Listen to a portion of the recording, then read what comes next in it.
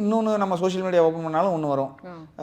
சாம் சிஎஸ்க்கு வந்து படமே இல்லை, அவர் வந்து அண்டர் ரேட்டட் அப்படி இப்படின்னு சொல்லுவாங்க. நமக்கே சோக மியூசிக் போட்டு நம்ம மியூசிக்கே போட்டு.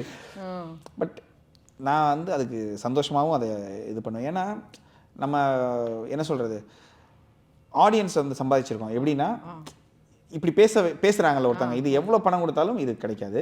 அவங்க போய் ஒவ்வொரு இதுலேயும் கீழே எழுதுவாங்க, சார் இந்த படம் சாம் கொடுத்துருக்கலாமே, அவர் நல்லா தானே பண்ணுறாருன்னு.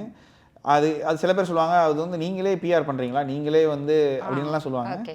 நான் என்னுடைய பாட்டுக்கே பிஆர் பண்ணதில்லை இது வரைக்கும். ஒரு பாட்டுக்கும் நான் ₹1 செலவு பண்ணதில்லை. ஸோ அப்படி இருக்கும்போது இப்படி பொண்ணு போட்டு தான் பண்ணணும்னு இல்லை. ஸோ அதில் ஒரு ஆடியன்ஸ் இவ்வளோ பேர் நமக்காக ஃபீல் பண்ணுறாங்கன்றது. ஒரு இடையில ஒரு வீடியோ கூட வைரல் ஆச்சு. ஒருத்தர் வந்து தேட்டருக்கு வெளியிலேருந்து சாம் சிஎஸ்க்கு வந்து அப்படின்னு பயங்கரமாக பேசினார் இல்லையா.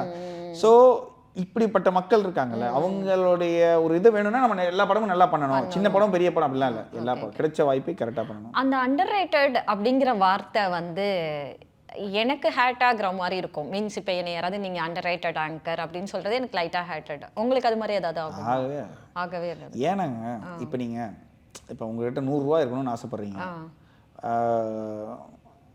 அப்போ உங்ககிட்ட ₹110 இருக்குன்னா நீங்கள் சந்தோஷம் தானே படுவீங்க. ஆனால் இன்னொருத்தன் ₹1000 வச்சிருக்கான். நீங்கள் ₹1000 கொடுத்தவங்க கூட கம்பேர் பண்ணிட்டு நீங்கள் வந்து ₹110 தானே அப்படின்னு சொல்லும் போது நமக்கு அது ஃபீல் பண்ணாது. ஏன்னா ஆல்ரெடி என்னோட டார்கெட்டே அதுதான். ஸோ நல்ல படங்கள் பண்ணணும்னு இருக்கு.